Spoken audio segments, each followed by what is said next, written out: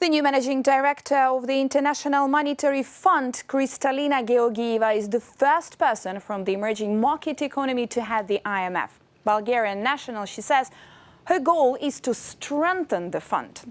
A few days before the annual meetings of the International Monetary Fund and the World Bank Group, Kristalina Georgieva joins me on Euronews in the Global Conversation. Ms. Georgieva, thank you for joining me here. Thank you for having me. You are taking charge of the IMF at a time when the trade tensions are growing and the global economy is slowing down. First of all, how significant is this slowdown? In 2 years' time, the world has moved from synchronized upswing, in other words, accelerating growth, to a synchronized slowdown, decelerating growth. And our forecast, both for this year and next year, demonstrates that this slowdown is already impacting vast majority of the world. It is important to recognize that we are still growing, but not with the speed that is necessary to meet the aspirations of people.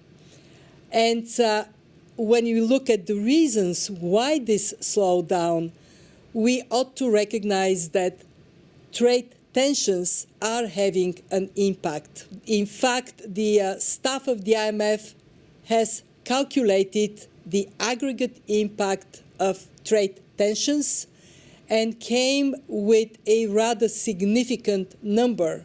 By 2020, the world would be 0.8% of GDP smaller. In other words, 700 billion would be lost because of the combined impact of tariffs as well as the loss of confidence that is actually more significant than even the tariffs themselves in terms of holding global growth down.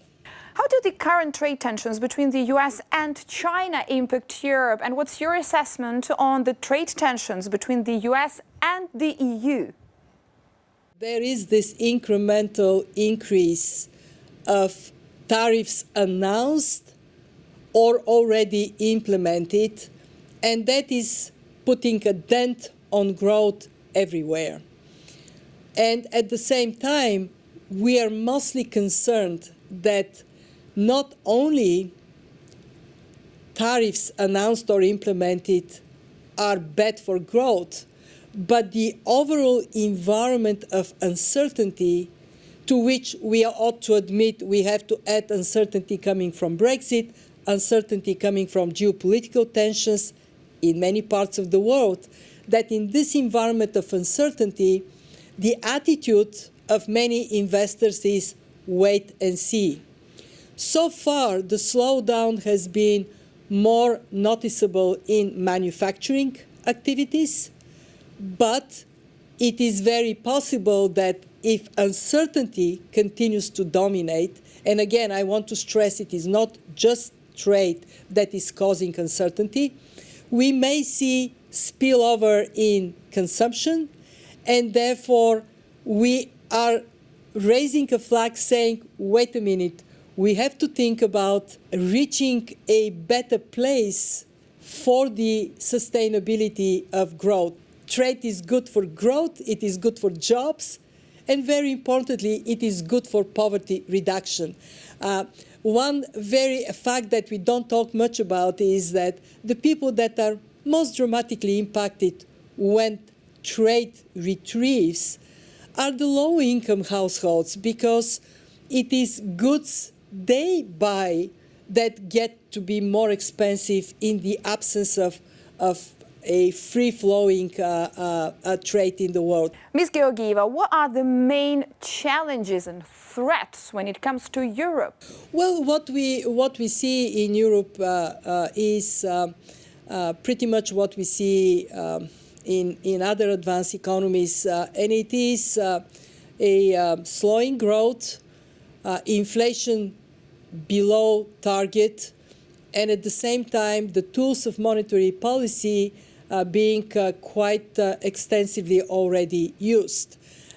In this environment, when there isn't that much more space for accommodative policies, although there is some, and it is being used, we are calling on countries to concentrate more on other tools they have to inject more impetus in growth. On the fiscal side, some of the economies in Europe do have more fiscal space, and I think of Germany, of the Netherlands. They can prepare to deploy it, or as it is the case of the Netherlands, already take steps to deploy it. The most difficult and yet the most desirable area for reforms is in the structural area. Automation, very fast advancement of digital technologies, artificial intelligence, they're all placing new demands on countries, and therefore reforming labor markets, investing in skills for tomorrow, in the human capital of Europe, can and must be a focus of policymakers, so Europe can gain more competitiveness for the future. Apart from the trade tensions, protectionism, Brexit in Europe, what are those threats that we should be paying more attention to? What is the next ticking bomb? If I'm to single out what we should pay attention to, it is the risks of a changing climate. We have seen how economies can be dramatically impacted by force of nature, and we have to brace for more of those shocks to occur. In addition to that, we are more vulnerable to terrorism. We have to be more prepared for sudden shifts and shocks to build more agile, more adaptable economies, and also to invest in resilience for the future.